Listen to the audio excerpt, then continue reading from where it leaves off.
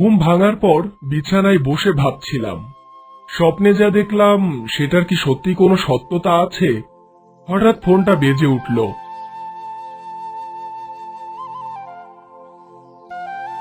Hello, কে বলছেন? আরে ভাই, আজ তো তোর জন্মদিন, ভুলে গেছিস নাকি? Happy birthday. ও হ্যাঁ, তাই তো, ভুলেই গেছিলাম।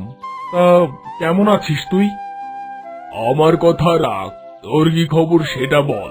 তোকে কেমন আনমনা লাগছে? ব্যাপারটা কি বল দেখি, কোনো সমস্যা হয়নি তো? না, তেমন কিছু না। বিকালে আয়, আড্ডা দেওয়ার সময় সব বলবো। আমি এই বলে ফোনটা রেখে দিলাম। বিকালে লাবু এলো দেখা করতে। আমি তাকে সবকিছু খুলে বললাম। এত চিন্তা করিস না ভাই, চল একদিন গিয়ে খোঁজ খবর নিয়ে দেখি আসল সত্যটা কি। কিন্তু যদি উল্টাপাল্টা কিছু হয় তখন কি হবে? এইসব নিয়ে এত ভাবিস না, যা হবে দেখা যাবে।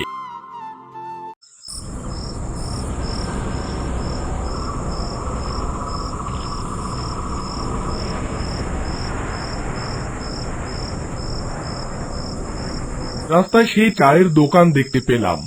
দোকানের লোকটার মুখের আকৃতিটা ঠিক মনে নেই, তবে দোকানটা ঠিক চোখের উপর ভাসতে লাগলো। ঠিক আছে, এবার নাম দেখি। আচ্ছা চাচা, এই রাস্তা দিয়ে সামনে গেলে কি কোনো পুলিশ স্টেশন পাওয়া যাবে? তা এই ধরুন 5-6 কিলো দূরে। আরে সেটা তো অবশ্যই পাওয়া যাবে, তবে এই রাতে এখন সেখানে যাওয়াটা খুব একটা ভালো কিছু হবে বলে আমার মনে হয় না। কিন্তু কেন, কোনো সমস্যা আছে কি? সামনে যেতে থানার আগে একটি জমিদার বাড়ি আছে, আর সেটাই একদমই ভালো জায়গা নয়। তোমাদের উচিত এই রাস্তায় এই রাত করে একেবারেই না যাওয়া। আমরা আবার গাড়ি নিয়ে সামনে আগাতে লাগলাম, তবে চাওয়ালাকে আর কিছু জিজ্ঞাসা করলাম না।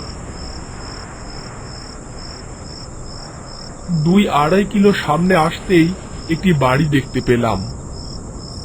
চারিদিকে জঙ্গল, আর তার মাঝে একটি মাত্র বাড়ি। বাড়িটি অন্ধকার, তবে আমার আর বুঝতে বাকি রইল না যে এটাই সেই বাড়ি যেটি আমি আমার স্বপ্নে দেখেছিলাম। চল দেখি, এবার ভেতরে যাওয়া যাক। কিন্তু যদি কোনো সমস্যা হয় তখন কি হবে? আরে আমি আছি তো, একদম চিন্তা করিস না। এবার চল তো দেখি, আর দেরি করা ঠিক হবে না।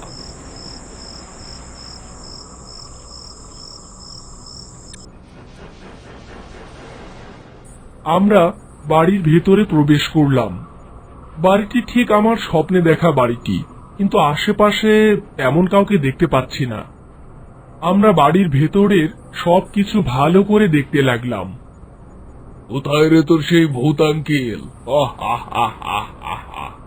আমার আসার কথা শুনে পালিয়েছে বোধহয়। দেখ, সবকিছু নিয়ে মজা করতে নেই, তার উপরেই নির্জন বাড়িতে। আরে ধুর, রাগ তো এইসব কিচ্ছা কাহিনী। এগুলো শুধু নাটক সিনেমাতেই দেখা যায়, বাস্তবে এর কোনো অস্তিত্ব নেই। কে ওখানে? আরে কে আপনারা? এদিকে আসুন। আমরা বাড়ির সদর কক্ষে বেরিয়ে এলাম।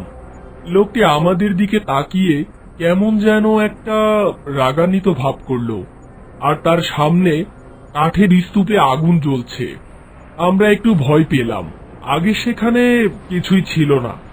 হঠাৎ আগুন এলো কোথা থেকে? কারো অনুমতি ছাড়া এভাবে কারো বাড়িতে ঢোকা ভীষণ অন্যায়। যদি আমার আইডিয়া সত্যি হয়, তবে তুমি নিশ্চয়ই মজিদ সাহেবের ছেলে। হ্যাঁ, কিন্তু আপনি আমাকে চিনলেন কিভাবে? তুমি হয়তো এটাও জানো, আমি তোমার বাবার বিজনেস পার্টনার ছিলাম। সত্যি বলতে আমি সবই শুনেছি আপনার ব্যাপারে, কিন্তু আপনি এখন কি চান? আপনার সম্পত্তি ফেরত পেতে? আমার সম্পত্তি লাগবে না, আমি বহুদিন কিছু খাইনি। আপাতত এখন তোমাদের রক্ত হলেই চলবে। এই বলে সে একটি নরপিশাচে বদলে গেল। আমি আর লাবু ভীষণ ভয়ে নিচে পড়ে গেলাম। নরপিশাচটি আমাদের দিকে তাকিয়ে হা হা করে হাসতে লাগলেন। ঠিক তখনই একজন লোক লাইট হাতে সেখানে হাজির হলেন, আর নরপিশাচটিও উধাও হয়ে গেল। আরে তোমাদের এত বড় সাহস কি করে হলো? তোমরা এই রাতে এখানে কেন এসেছো? দ্রুত এখান থেকে বেরিয়ে যাও, নাহলে তোমাদের মরতে হবে।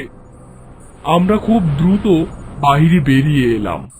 তারপর দ্রুত সেখান থেকে থানার দিকে রওনা দিলাম।